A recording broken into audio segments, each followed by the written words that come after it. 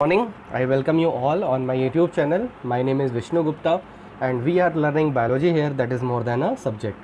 Yesterday I gave you a very nice session and I just introduced you the unit third, and I got comments of the so many students that yes sir, it is good that we are skipping that second unit, because after studying first unit we need time to revise that unit also. So that's why we require a very light unit. So that's why you are studying this unit. And I told you, because of the present scenario, the diseases, because of the pandemic, so we should know about so many things. Clear? Because what do I mean, that if anybody is studying biology, like as you are studying biology, I am teaching biology, so we should be semi doctor. हमें इतनी basic principle की knowledge होनी चाहिए, basic knowledge होनी चाहिए कि we can help the person, हम किसी और पर्सन की हेल्प कर सकें, किसी को गाइड कर सकें, किसी को अवेयर कर सकें. My only motto is this. ठीक है, मेरा एम लगभग बायोलॉजी पढ़ाने का ये भी रहता है. ठीक है, देखो एक मार्क्स लाना, कंपटीशन क्रैक करना, दैट विल फुलफिल, वो तो पूरा होगा ही, क्योंकि आपके पास अगर नॉलेज होगी तो कन्फर्म है आपको जीतने से कोई रोक नहीं सकता. ठीक है, लेकिन एक जो और हमारा एक ड्यूटी है कि हम लोगों की मदद करें, लोगों की हेल्प करना. भाई आप पैसे से नहीं मदद कर सकते, आप फिजिकली नहीं हेल्प कर सकते, तो आप अपनी नॉलेज से हेल्प कर सकते हैं. ठीक है, तो लेट्स स्टार्ट द सेशन को स्टार्ट करते हैं, और इस लेसन में बहुत सारी इंपॉर्टेंट बातें पढ़ेंगे. ठीक है, देखते हैं क्या क्या टॉपिक्स हैं. Before going to the topic, as I motivate you, मैं आपको बहुत मोटिवेट करता हूँ with the so many motivational quote. देखो आज का क्या है, बहुत इंपॉर्टेंट है, ये सबके लिए इम्प्लीमेंटेड है. Your excuses are not important than your dream. ठीक है, कभी कभी आप एक्सक्यूजेज बताते हो कि सर आज हमने क्लास नहीं ले पाई, हम तो 10 दिन से क्लास ले ही नहीं पा रहे थे, इसलिए मेरा काम पेंडिंग है. तो देखो एक्सक्यूजेज आपके ड्रीम से बड़े नहीं हैं, आपका ड्रीम सबसे बड़ा है. ठीक है, तो अगर आप बहाने बनाओगे तो आप अपने ड्रीम को कभी फुलफ़िल नहीं कर सकते. ठीक है, तो अगर जिसको भी अपने ड्रीम को फुलफ़िल करना है तो एक्सक्यूजेस को हटा दे, एक्सक्यूजेस देना छोड़ दे. ठीक है, तो get rid of these habit to giving excuses. ठीक है, क्योंकि आपके कोई एक्सक्यूज़ नहीं सुनेगा. कल को अगर आपके मार्क्स नहीं अच्छे आएंगे, आपके कंपटीशन क्रैक नहीं कर पाओगे, तो आपके एक्सक्यूजेस कोई नहीं सुनेगा. लोग तो यही कहेंगे ये तो पढ़ता ही नहीं था, ये तो पढ़ती ही नहीं थी. ठीक है, तो लेट्स स्टार्ट द सेशन, इसलिए खूब अच्छे से पढ़ेंगे. ठीक है, बिना एक्सक्यूज़ के. Let's see. देखो yesterday we discuss about the, I just introduce the chapter, मैंने आपको एक चैप्टर का इंट्रोडक्शन दे दिया था. ठीक है, कि इस यूनिट में, इस चैप्टर में what we are going to study. Then I told you about the health. ठीक है, हेल्थ क्या है, हेल्थ को बहुत सारी एस्पेक्ट से हम देख सकते हैं. ठीक है, हेल्थ जैसे मैंने बताया था कि हेल्दी मीन्स, हमारे एक नोशन है कि अगर कोई पतला दुबला आदमी है तो वो हेल्दी नहीं है, कोई मोटा है तो वो हेल्दी है. ठीक है, लेकिन biologically that is not real, वो सही नहीं है, दैट इज़ नॉट राइट. ठीक है, तो biologically what is health, health मैंने आपको बताया था ना कि एक स्टेट होती है. उस स्टेट में क्या होता है कि अगर कोई फिजिकली, मेंटली, सोशली फिट है. ठीक है, and not merely the absence. देखो यहाँ पे ये मतलब, इस लाइन का मतलब ये है कि केवल इसका मतलब ये नहीं कि अगर डिजीज़ नहीं है तो पर्सन हेल्दी है. ठीक है, हम किसको हेल्दी मानेंगे, जब वो तीनों स्टेट में भी सही हो और उसको कोई डिजीज़ भी ना हो. तो अगर हम ये क्राइटेरिया देखें तो आई थिंक मुझे लगता है कि कोई हेल्दी होगा ही नहीं.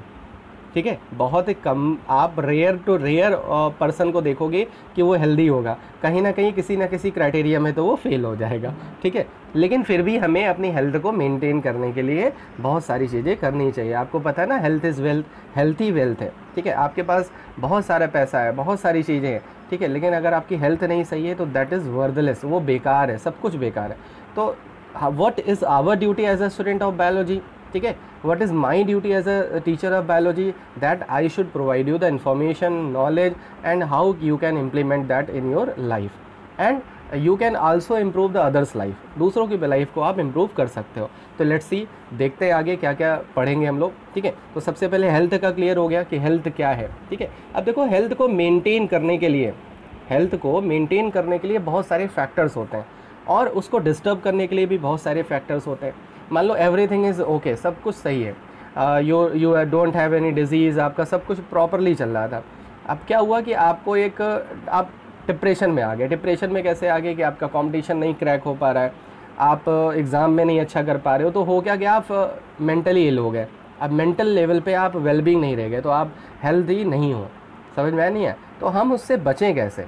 देखो अगर हम ओवर थिंकिंग कर रहे हैं, किसी चीज़ के सॉल्यूशन के बारे में ना सोच के उसके कॉन्सिक्वेंसेस के बारे में, उसके फ्यूचर के बारे में ज़्यादा सोच रहे हैं, तो कन्फर्म है we will go in the depression, हम डिप्रेशन में जाएंगे। जैसे आपको पता है, देखो आपको पता है कि आपका बोर्ड एग्ज़ाम है आगे, अब आप अभी से ही नहीं तैयारी करोगे, अभी से प्रिपरेशन नहीं करोगे। बहुत सारे स्टूडेंट्स को मैं देखता हूँ कि दे प्ले पबजी, वो पबजी खेल रहे हैं, ठीक है, इज दिस गोल्डन अपॉर्चुनिटी है उनके लिए, और वो क्या कर रहे हैं, वो अपना टाइम वेस्ट कर रहे हैं। तो ऐसा नहीं कि वो आगे आके उनको ये फील नहीं होगा, जब एग्ज़ाम नज़दीक होगा तब उनको पता लगेगा कि टाइम की क्या इंपॉर्टेंस थी और उन्होंने टाइम को किस तरह से स्पॉइल कर दिया पूरा। और जब वो टाइम एग्ज़ाम के नज़दीक आ जाएंगे, अब वो जो है उनके अंदर वो पूरी तरह से वो डिस्टर्ब हो जाएंगे। हो सकता है बहुत स्ट्रांग हो तो डिप्रेशन में ना जाए, जो वीक स्टूडेंट होता है वो डिप्रेशन में चला जाता है। समझ में नहीं आया? तो उससे बचने के लिए you have to prepare, priorly आपको बहुत सारी चीज़ें प्रिपेयर करनी होगी, ठीक है, क्लियर है? तो लेट्स सी, बहुत सारे टॉपिक हम यहाँ पे पढ़ने जा रहे हैं। गुड हेल्थ, अब देखो गुड हेल्थ क्या है, is a state of optimal physical fitness. जैसे मैंने भी बताया ना, फिजिकल फिटनेस भी ज़रूरी है, mental maturity, alertness with freedom from anxiety, आपको एंजाइटी नहीं होनी चाहिए, ठीक है, आप अलर्ट रहने चाहिए, सोशल वेलबींग भी है ना अच्छा होना चाहिए, फ्रीडम फ्रॉम सोशल टेंशन, आपको सोशल से कोई टेंशन नहीं होनी चाहिए।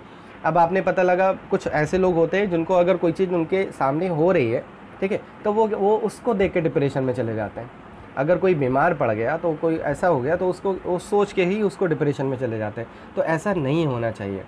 देखो what ever is going, what ever will happen that is fix, what ever is happening that is fix, वो फिक्स है कि दैट विल हैपन, ठीक है। तो उसके बारे में हमें टेंशन लेने से डिप्रेशन में जाने की कोई मतलब नहीं है। तो गुड हेल्थ का मतलब क्या है कि हम देखो, सबसे मैंने एक सेमिनार अटेंड किया था, उस सेमिनार में बहुत सारे साइंटिस्ट आए थे, मैं अपने स्कूल के कुछ स्टूडेंट्स को भी लेके गया था, ये बहुत पुरानी बात है। तो वहाँ पे सेमिनार में क्या बताया गया था कि इंडिया में मोस्टली साइकोलॉजिकली प्रॉब्लम ज़्यादा है। देखो साइकोलॉजिकल एक जो फैक्टर है ना, वो बहुत बड़ा फैक्टर होता है, ठीक है। अगर आपने कोई चीज़ साइकोलॉजिकली अपने साइके बना लिया, अपने दिमाग में उसका एक कॉर्नर बना लिया, तो आपको कोई मतलब उससे बचा नहीं सकता। आप खुद अपने आप को कॉम्बैट कर सकते हो, खुद उससे ओवरकम हो सकते हो। होता क्या है कि जैसे अगर मान लो किसी को कोई डिजीज़ हो गई, अब वो साइकोलॉजिकली भी वीक होता चला जाता है, ठीक है। जैसे कोई हॉस्पिटल में एडमिट होता है तो उसको बहुत सारे लोग देखने जाते हैं। क्यों देखने जाते हैं? ताकि उसको ये लगे कि हम जल्दी से ठीक हों, हम इन लोगों के पास जाएँ, तो उसको एक एनकरेजमेंट मिलती है, ठीक है। अब वहीं पे अगर कोई साइकोलॉजिकली वीक है, वो ठीक ही नहीं होना चाहता, तो वो ठीक नहीं हो सकता। समझ में? तो आपको जो विल पावर कहते हैं ना, जैसे आपको हल्की सी जुकाम हो गया, हल्का सा फीवर हो गया, तो आप क्या कहते हो? घर में बैठ जाते हो, आप क्लासेस नहीं अटेंड करते, आप जो है पढ़ते नहीं हो। क्यों? क्योंकि आप सोचते हो अरे हम तो बीमार हो। अब आपने सोच लिया तो आप डाउन होते चले गए। जब डाउन होते चले गए तो कन्फर्म है आप और वीक हो जाओगे। अगर वहीं पे आप स्टैंड कर जाओ कि नहीं आई एम ओके, और आप अपनी वर्किंग में आ जाओ, आप अपनी एक्टिविटीज़ में आ जाओ, तो उससे क्या होगा? कन्फर्म है आप स्ट्रांग हो जाओगे, ठीक है, क्लियर है? तो गुड हेल्थ लेने के लिए हमें साइकोलॉजिकली भी स्ट्रांग होना पड़ेगा, ठीक है। तो गुड हेल्थ की ये कंडीशन मैंने बता दी कि गुड हेल्थ की क्या कंडीशन होनी चाहिए।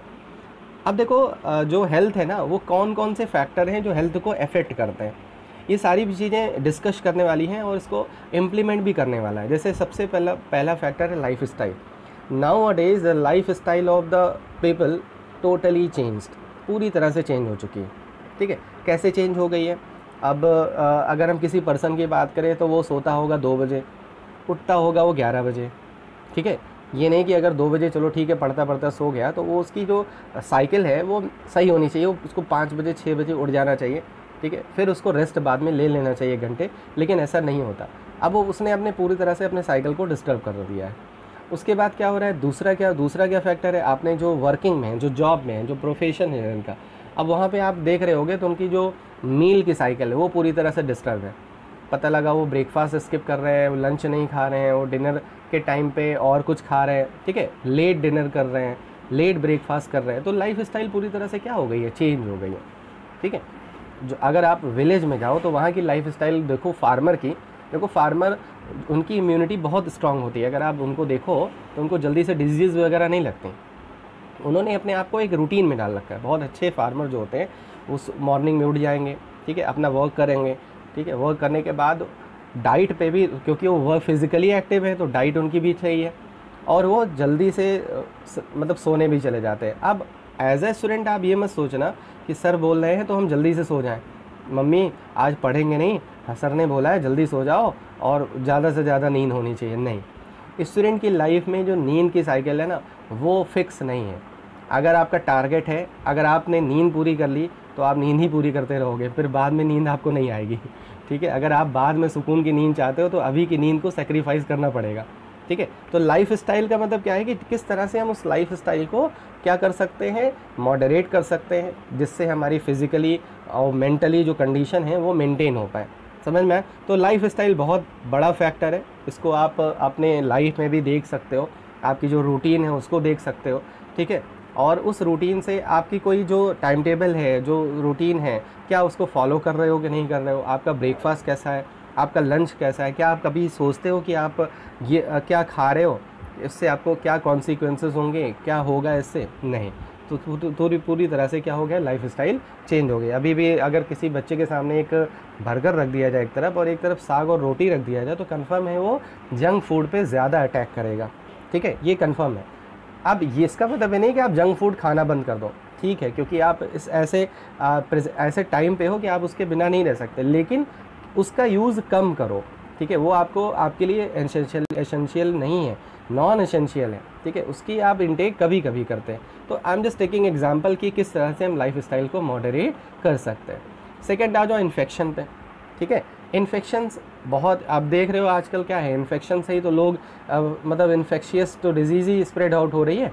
तो प्रेजेंट टाइम में क्या है, हमें इन्फेक्शन से बचना है। अब पता लगा आपकी लाइफ स्टाइल बहुत अच्छी थी, आप पता लगा सुबह रनिंग करने गए, आपसे 2 लोग मिले और उनसे इन्फेक्शन आपके बॉडी में फैल गया, आपके बॉडी में अटैक हो गया इन्फेक्शन का। ठीक है, इन्फेक्शन ट्रांसफ़र हो गया। तो हो क्या रहा है, दूसरा जो फैक्टर है वो इन्फेक्शन है। ठीक है, अब इन्फेक्शन कहाँ से आ रहा है, कैसे आ रहा है, उसके लिए आपको थोड़ा सा अवेयर होना पड़ेगा। ठीक है, अब ज़रूरी नहीं कि आप किसी से मिलो ही नहीं, अपने आप को शील्ड कर लो, नहीं, ऐसा पॉसिबल ही नहीं है। ह्यूमन जो है एक सोशल एनिमल है, अगर वो अपने आप को कन्फाइन कर लेगा तब तो वो रह ही नहीं पाएगा। ठीक है, तो हमें क्या करना है, हमें केवल अवेयर मतलब अपने नॉलेज रखनी है कि हाँ हमें क्या करना है, हम अपने आप को कैसे प्रोटेक्ट कर सकते हैं। जैसे इस टाइम लोग मास्क पहन रहे हैं, अपने हाथ को बार बार धुल रहे हैं, यही चीज़ें पहले भी ऐसे नहीं थी कि आपको हैंड वॉश करना चाहिए खाने के पहले, खाने के बाद, मोस्टली टाइम आपको हैंड वॉश वगैरह, आपको पर्सनल हाइजीन का ध्यान रखना चाहिए, लेकिन ऐसा कोई नहीं करता था। लेकिन अब क्या है, अब लोग डर गए। ठीक है, तो डर गए हैं तो ये सारी चीज़ें कर रहे हैं। ठीक है, तो इन्फेक्शन से हम कैसे बचेंगे, this is also a factor which affect the health, जो हेल्थ को अफेक्ट करता है। तो ये ठीक है, नेक्स्ट है जेनेटिक डिसऑर्डर। अब देखो ये दोनों फैक्टर सही हैं, लाइफ स्टाइल भी किसी के पर्सन की सही है, उसको इन्फेक्शन भी नहीं हो रहा है, लेकिन अब क्या प्रॉब्लम आ गई, जेनेटिक डिसऑर्डर हो गया। जेनेटिक डिसऑर्डर मतलब अगर उसको उसके क्रोमोसोम में ही कोई डिफेक्ट हो गया, ठीक है, उसके जीन्स में ही कोई म्यूटेशन हो गया। जैसे एक डिजीज़ आप पढ़ोगे, sickle cell anaemia, sickle cell anaemia. अब एनीमिया मतलब आपको पता ही है कि एनीमिया मतलब क्या होता है, deficiency of blood. Sickle cell anaemia एक जेनेटिक डिसऑर्डर है, ये एक्वायर्ड डिसऑर्डर नहीं है, एक्वायर्ड डिजीज़ नहीं है, मतलब ये बर्थ के बाद नहीं होती, बर्थ से ही रहती है, अपीयर बाद में होती है, बाद में पता लगता है कि पर्सन जो है वो सिकल सेल एनीमिया से सफ़र कर रहा है। ठीक है, आपने एक डिजीज़ और सुनी होगी जिसमें हीमोफीलिया में ब्लड क्लॉट नहीं होता, तो वो क्या है, जेनेटिक डिसऑर्डर है। आपने किन्नर को जानते हैं, आप किन्नर के बारे में सुना है आपने, तो किन्नर के अंदर ये जो फीचर्स होते हैं वो ऐसा नहीं कि बाद में आते हैं, वो पहले से उनके क्रोमोसोम में डिफेक्ट होता है, लेकिन वो अपीयर बाद में होता है। तो वो सब क्या है, जेनेटिक डिसऑर्डर्स है। तो बहुत सारे ऐसे जेनेटिक डिसऑर्डर्स होते हैं जिनको हम बर्थ के बाद ट्रीट नहीं कर सकते। ठीक है, जो अगर एक बार उनके मतलब बर्थ के साथ वो आ गए तो वो कंफर्म रहेंगे, उनका कोई भी ट्रीटमेंट है ही नहीं, क्योंकि क्रोमोसोम को आप ट्रीट नहीं कर सकते बर्थ के बाद। ठीक है, आप बायोटेक्नोलॉजी में थोड़ा सा 12th में पढ़ोगे कि जीन एडिटिंग पॉसिबल है। ठीक है, जीन एडिटिंग पॉसिबल है। अगर आप नेट पे डालो तो चाइना के एक डॉक्टर थे वांग ही ने क्या किया था कि एक मतलब मदर फादर थे, उनको HIV था, तो उनके जो बेबीज़ थे, तुम्हें पता है कि अगर HIV रहता है तो ज़्यादा से मतलब चांसेस रहते हैं कि वो ट्रांसफ़र हो जाएगा बेबीज़ में भी। तो बेबीज़ में HIV ट्रांसफ़र हो गया, तो उन्होंने उन बेबीज़ को एम्ब्रियो स्टेज में ही उनकी जीन एडिटिंग कर दी थी। ठीक है, तो अभी इसको केवल जानते रहो, जब आप बायोटेक्नोलॉजी पढ़ोगे तो आपको थोड़ा सा उसके बारे में आइडिया लगेगा कि हाँ कैसे पॉसिबल है ये सारी चीज़ें। ठीक है, तो जीन एडिटिंग के थ्रू उन्होंने उसको उन उन दोनों बेबीज़ को सही कर दिया था। उन दोनों बेबीज़ का नाम सुनोगे तो तुम्हें हंसी आएगी। उनका नाम था लूलू और नाना। ये दोनों गर्ल चाइल्ड थी, लूलू और नाना, ठीक है। इसके बारे में मैंने एक आर्टिकल भी मतलब दिया था, ठीक है। तो लूलू और नाना ये दोनों गर्ल बेबीज़ थी। बाद में उनको जो है वो कंटेम्प्ट किया गया, मतलब उनको जो है काफ़ी उनकी बुराई की गई कि नहीं आपने बहुत गलत किया, बिना किसी आपने परमिशन के जीन एडिटिंग कर दी। आपने अगर शक्तिमान अगर आपके सुना होगा तो शक्तिमान में क्लोन वगैरह बहुत बनते थे। जब हम लोग शक्तिमान देखते थे तो उसमें आता था क्लोन आ गया, किलविश का क्लोन आ गया।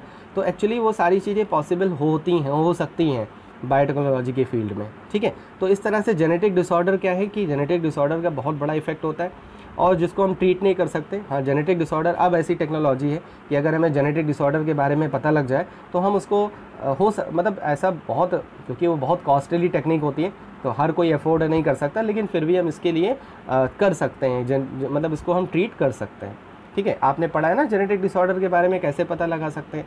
आपने एक टेक्निक के पढ़ा था रिप्रोडक्टिव हेल्थ में, एमनियोसेंटेसिस। एमनियोसेंटेसिस में एमनियोटिक फ्लूइड को निकाल के क्या करते हैं, क्रोमोसोम के पैटर्न को चेक कर लेते हैं। क्रोमोसोम में अगर कोई डिफेक्ट है तो चेक कर लेते हैं। समझ में आया, ठीक है। तो ये हो गए कि कौन कौन से फैक्टर हैं जो हेल्थ पे अफेक्ट करते हैं। अब देखो how disease can be recognised. अगर आपको कोई डिजीज़ है, ठीक है, अब ऐसा तो है नहीं कि आपके अंदर कोई डिजीज़ है और आपको कोई सिम्टम नहीं आ रहे हैं। हाँ, ये भी हो सकता है कि आपको जैसे आपने इस टाइम एक टर्म सुना होगा एसिम्प्टोमेटिक। ये वर्ड मैं कई बार बता चुका हूँ, एसिम्प्टोमेटिक, ठीक है। थोड़ा सा स्पेलिंग देख लिया करो क्योंकि यहाँ पे स्पेस कम होता है तो मैं जल्दी में लिखता हूँ एसिम्प्टोमेटिक। एसिम्प्टोमेटिक का मतलब देखो सिम्टम और सिम्टम के पहले ए लगा है, तुम्हें पता है बायोलॉजी में अगर किसी वर्ड के पहले ए लगा है तो जान लो है ही नहीं। एसिम्प्टोमेटिक मतलब क्या हो गया कि अगर किसी पर्सन में कोई डिजीज़ है लेकिन उसको कोई सिम्टम ही नहीं अपीयर हो रहा है तो वो डिजीज़ क्या है, एसिम्प्टोमेटिक है। अब बताओ कितने लोग ऐसे हैं जिनके अंदर कोई सिम्टम नहीं है और फिर भी वो पैथोलॉजिकल टेस्ट के लिए जाते हैं। आप बताओ, बहुत रेयर है। बहुत जो हाई सेलिब्रिटी होंगे या ऐसे होंगे जिनको लगता होगा कि नहीं हमें प्रॉपर चेकअप कराना चाहिए टाइम टू टाइम, फ्रीक्वेंटली, वही लोग जाते होंगे। लेकिन कॉमन मैन जो है, मतलब ऐसे ही जो मिडिल क्लास है, जो हाई क्लास भी है, वो भी नहीं जाता, ठीक है। तो वो कभी चेक कराने नहीं जाता। तो इस टाइम क्या है, बहुत लोग आपके हो सकता है कि कोरोना के डिज़ीज़ मतलब कोरोना के मतलब वो पेशेंट हों लेकिन वो एसिम्प्टोमेटिक हो। क्यों? क्योंकि एसिम्प्टोमेटिक मतलब क्या होता है कि वायरस उनकी बॉडी में है लेकिन वो अभी मतलब सिम्टम अपीयर नहीं हो पा रहे हैं। उसके बहुत सारे रीज़न हो सकते हैं। वायरस अभी पूरी तरह से स्प्रेड ना हुआ हो। एक होता है इंक्यूबेशन पीरियड। इंक्यूबेशन पीरियड में वायरस मल्टीप्लिकेशन करते हैं, बॉडी में स्प्रेड आउट होते हैं, तब जाके उनके सिम्टम अपीयर होते हैं। समझ में आया? तो यहाँ पे हम ऑर्गेनाइज करनी है तो हमें 3 चीज़ों की हेल्प लेनी होगी। सिम्टम होगा, या तो कोई साइन होगा, या तो कोई सिंड्रोम होगा। जैसे आपको कैसे पता लगता है कि आपको कॉमन कोल्ड हो गया? आपको सबसे पहले स्टार्टिंग होती है आपके थ्रोट से। आपको लगता है थ्रोट में कि कुछ इन्फेक्शन हो रहा है। उसके बाद आपको स्नीजिंग होने लगती है, माइल्ड फीवर आ जाता है, हेडेक थोड़ा सा होता है, ठीक है। तो आपको लगता है कि हमें कॉमन कोल्ड हो गया, ठीक है। लेकिन अगर किसी को कोई, अब देखो कॉमन कोल्ड और निमोनिया, किसी को अगर निमोनिया भी हो रहा है तो सेम सिम्टम निमोनिया के भी होते हैं। निमोनिया के भी लगभग सेम सिम्टम होते हैं, यही चीज़ें होती हैं, ठीक है। फ्लू के भी लगभग यही सिम्टम होते हैं। अब तुम अगर देखो तो कोरोना के भी यही सिम्टम है कि नहीं है? लेकिन अगर कोई डिज़ीज़ का कोई ना कोई साइन होता है, साइन मतलब प्रॉपर पर्टिकुलर सिम्टम होता है। कुछ डिजीज़ के पर्टिकुलर सिम्टम होते हैं कि अगर वो सिम्टम अपीयर हो गए तो कंफर्म वही डिजीज़ है, ठीक है। तो ऐसा बहुत कम पॉसिबल है कि सिम्टम के बेसिस पे हम डिजीज़ को रिकॉग्नाइज़ कर पाएँ, ठीक है। डिजीज़ को रिकॉग्नाइज़ हम सिम्टम के बेसिस पे बहुत कम कर पाते हैं। जैसे आप डॉक्टर के पास जाते हो तो डॉक्टर को जब अपनी प्रॉब्लम बताते हो, सिम्टम बताते हो, तो डॉक्टर क्या करता है, एक जनरल उसको सोच के, मतलब वो ऐसा प्रेडिक्ट करके कि इसको ये डिजीज़ होगी तो वो मेडिसिन दे देता है। अब मेडिसिन दे देता है तो अगर आप 2 दिन के अंदर, आपको बोलता है ना 2 दिन खाइए फिर बताइए, आप 2 दिन के अंदर अगर आप रिकवर करने लगे तो वो कहता है हाँ ठीक है। अब उसको अगर सिम्टम में थोड़ा सा डाउट होता है तो क्या कहता है, जाओ भैया पैथोलॉजी टेस्ट करा लो, ठीक है। पैथोलॉजी टेस्ट करा लो। पैथोलॉजिकल लैब में जाते हो, आप अपना टेस्ट कराते हो, ब्लड टेस्ट कराते हो, यूरिन टेस्ट कराते हो, तो उससे क्या होता है, पता लगता है हाँ भैया तुम्हारे ब्लड में तो प्लाज्मोडियम है, मतलब तुम तो मलेरिया के पेशेंट हो, ठीक है। तुम्हारे सिम्टम तो दूसरे थे लेकिन तुम तो मलेरिया, तुम्हारे तो मलेरिया है, ठीक है। कैसे पता लगा? पैथोजन से, पैथोलॉजिकल टेस्ट से पता लगा। समझ में आए? तो लेकिन अगर कोई साइन है तो साइन हमें पर्टिकुलर बता सकता है कि हाँ यही डिजीज़ है। सिंड्रोम में क्या होता है, ग्रुप, सिम्टम भी होंगे, साइन भी होंगे, और भी बहुत सारे कैरेक्टरिस्टिक होंगे, तो उन सब को ओवरऑल ग्रुपिंग करके हम क्या बुलाते हैं, सिंड्रोम। जैसे आपने एड्स का फुल फॉर्म देखा, एड्स एक्वायर्ड इम्यूनोडेफिशिएंसी सिंड्रोम। यहाँ पे सिम्टम के साथ साथ कुछ साइन भी आते हैं और भी कुछ कैरेक्टरिस्टिक होते हैं, तो वो ग्रुप पूरा तरह से वो ग्रुप होता है, ठीक है। अगर केवल सिम्टम अपीयर हैं तो केवल सिम्टम ही बुलाएंगे, लेकिन अगर सिम्टम के साथ साथ कुछ और भी चीज़ें बॉडी में कुछ चेंजेस आ रहे हैं, जैसे वेट लॉस भी हो रहा है और भी बहुत सारी चीज़ें हो रही हैं, तो उनको पूरी तरह से हम ग्रुप करके एक टर्म देते हैं जिसको बुलाते हैं हम सिंड्रोम। समझ में आया?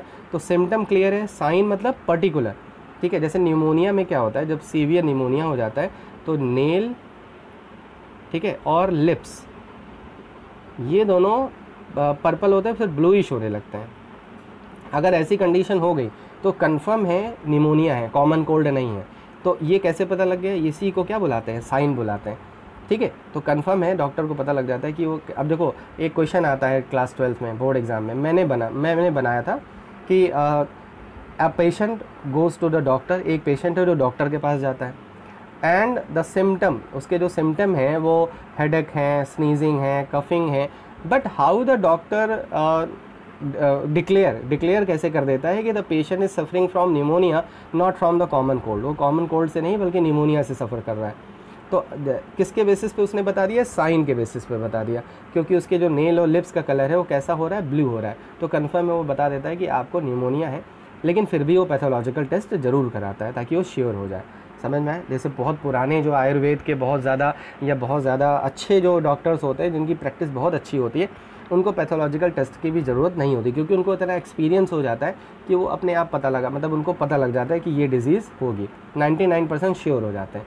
लेकिन आजकल के जो नॉन प्रैक्टिशनर डॉक्टर हैं, जैसे आप अगर बहुत अच्छे से नहीं पढ़ाई करोगे तो कंफर्म है आपकी जो प्रैक्टिसेस होंगी वो भी बहुत अच्छी नहीं रहेंगी। तो इसीलिए कहता हूँ कि आप बेसिक आपको बहुत अच्छे से पढ़ना चाहिए। समझ में आया? तो ये हो गया सिम्टम्स, साइन और सिंड्रोम के बारे में। तो you are getting a lot of information on this platform, ठीक है। बहुत इंटरेस्टिंग लेसन है और खूब एंजॉय करो इस सब्जेक्ट को, ठीक है। और डेली जो चीज़ें सीखो उसको अपनी लाइफ में अपने लोगों तक पहुँचाओ, अवेयर करो लोगों को, और लोगों से भी बात करो, तो उससे क्या होगा, आपकी थिंकिंग थोड़ी सी ब्रॉड होगी, ठीक है। ये नहीं कि बस वीडियो देख लिया, पढ़ लिया, और वीडियो आए पता लगा 2 मिनट देखा उसके बाद ख़त्म, सर हाँ देख लिया, ठीक है। ये गलत है, इससे आप ऑनेस्ट नहीं हो, इसमें आप अपने आप को ही चीट कर रहे हो, ठीक है। कोई आपको देखने नहीं जा रहा है, लेकिन आप अपने आप को ही चीट कर रहे हो, ठीक है। तो अपने आप को चीट करने वाला कभी विन नहीं कर सकता, कभी सक्सेस नहीं उसको मिल सकती, कहीं ना कहीं वो गिरेगा ज़रूर, ठीक है। तो I am ending this session with this thought and hope so that you are doing well. Stay at your home, stay safe. Please press the like button if you like the session and maximum share करो, ठीक है। So जय हिंद, जय Bharat, good bye.